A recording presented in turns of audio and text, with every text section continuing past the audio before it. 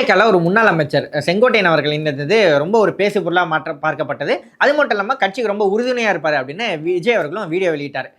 ஏற்கனவே கட்சி கட்டமைப்புல கொஞ்சம் பலம் கம்மியா இருக்கிற மாரி ஒரு தாவேக்காக்கு ஒரு ப்ரொஜெக்ஷன் இருந்தது. அந்த நிலையில தான் செங்கோட்டையனோட இணைப்பு வந்து தமிழக வெற்றிக் கழகத்த ஒரு முழுமையான ஒரு அரசியல் கட்சியா மாற்றும் அப்படின்னு சொல்லப்பட்டுட்டு இருக்கு.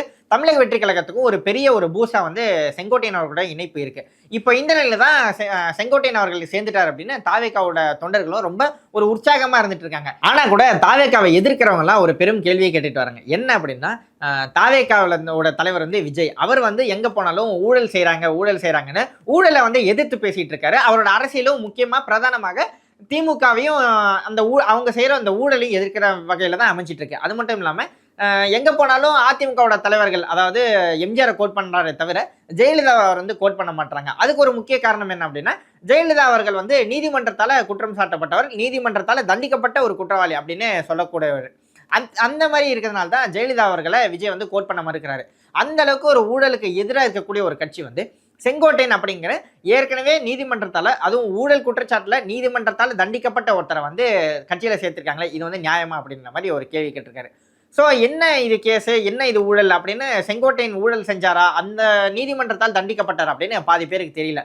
ஸோ அது எந்த ஊழல் குற்றச்சாட்டுல அவர் தண்டிக்கப்பட்டார் அப்படின்னு நம்ம படிச்சு பார்த்தோம் அப்படின்னா கடந்த 1991, 96 ஜெயலலிதா அவர்கள் முதல் முறையாக சிஎம் ஆனாங்க இல்லையா, அந்த ஆட்சி காலம். அந்த ஆட்சி காலத்தில் ஏகப்பட்ட ஊழல் குற்றச்சாட்டுகள் அந்த அரசு மேலே இருந்தது. அதனால தான் 1996 பீரியடில் வந்து ஒரு கேவலமான ஒரு தோல்வி வந்து அதிமுக பெறுது.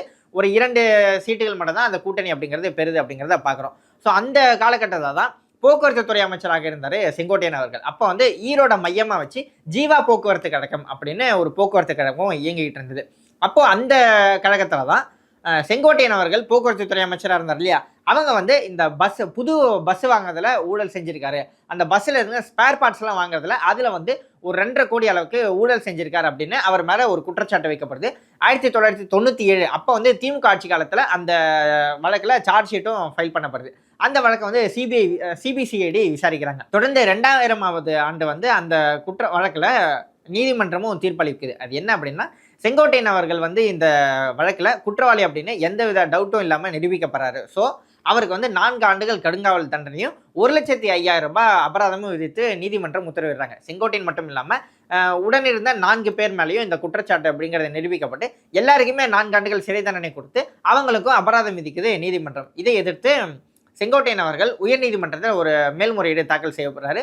அந்த வழக்கில் வந்து தனி நீதிமன்றம் கடந்த 2002ஆம் ஆண்டு தீர்ப்பு வழங்குது. அதாவது 2002ஆம் ஆண்டு சிறப்பு நீதிமன்றத்தில் அவர் வந்து குற்றவாளி இல்லை, அவர் வந்து நிரபராதி அப்படின்னு சொல்லி தனி நீதிமன்றமும் அவர் வந்து விடுதலை செய்யுது. இதுதான் அந்த வழக்கு அப்படின்னு பார்க்கப்படுது. ஸோ ஏற்கனவே 2000ஆம் ஆண்டு குற்றவாளி அப்படின்னு தீர்ப்பளிக்கப்பட்ட செங்கோட்டையன் அவர்களுக்கு 2002ஆம் ஆண்டு அவர் வந்து விடுதலை ஆகிறாரு அப்படின்னு சொல்லப்படுது. இதுக்கு வந்து அப்போது இருந்த திமுகவினர் வந்து இது வந்து நியாயமா இந்த விசாரணை அப்படிங்கிறது நடைபெறல. ஏன்னா அப்போ இருந்த ஆளுங்கட்சியான அதிமுக அவங்களே எப்படி நீதிமன்றத்தில் போயிட்டு செங்கோட்டையனுக்கு எதிராக வந்து எல்லா ஆதாரங்களையும் கொடுப்பாங்க. ஸோ இந்த வழக்கு வந்து நியாயமாக நடைபெறல, இதை எதிர்த்து நாங்கள் வந்து உச்சநீதிமன்றத்துக்கு போகிறோம் அப்படின்னு சொன்னாங்களே தவிர அதுக்கு அடுத்து என்ன நடந்தது அப்படின்னு ஒரு முழுமையான தகவல் அப்படிங்கிறது அதுக்கடுத்து கிடைக்கப்படல அப்படின்னு தான் சொல்லணும். ஸோ செங்கோட்டையன் அவர்கள் வந்து நீதிமன்றத்தால் குற்றவாளியாக தண்டிக்கப்பட்டார் அப்படின்னா ஆமாம் தண்டிக்கப்பட்டார். அதன் காரணமாக தான் 2001 சட்டமன்ற தேர்தலையும் அவரால் போட்டியிட முடியல. ஏன்னா அதுக்கு வந்து சில காரணங்களும் சொல்கிறாங்க. இந்த பக்கம் அதிமுகவினருந்து என்னன்னா அவருக்கு வந்து சில குடும்ப பிரச்சனைகள் இருந்தது. அதனால தான் ஜெயலலிதா அவர்கள்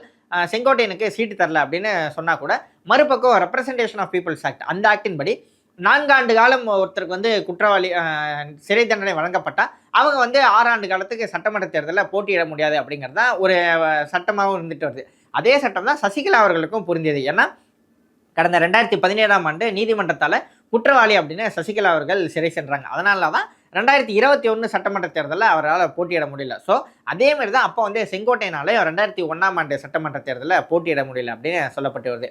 இதே வழக்கை கோட் பண்ணி தான் இப்போ வந்து தமிழக வெற்றி கழகம் மேலேயும் அவங்க வந்து அதாவது தாவேக்காவோட எதிர்ப்பு புள்ளியாக இருக்காங்க இல்லையா, திமுகவினரோ இல்லை மற்ற எதிர்கட்சியினரோ அவங்க வந்து எல்லா கேள்வியும் கேட்டுட்டு வராங்க. என்ன அப்படின்னா ஒரு ஊழலை எதிர்த்து தான் நீங்கள் வந்து பேசிக்கிட்டு வரீங்க, ஆனால் அதே ஊழல் செஞ்சு நீதிமன்றத்தால் தண்டிக்கப்பட்ட செங்கோட்டையனை வந்து உங்கள் கட்சியில் சேர்த்து நாங்கள் பாருங்கள் பலமாகிட்டோம் அப்படின்னு சொல்லிட்டு வரீங்க, இது உங்களுக்கு நியாயமா அப்படின்ற மாதிரி கேட்டுட்டு வராங்க.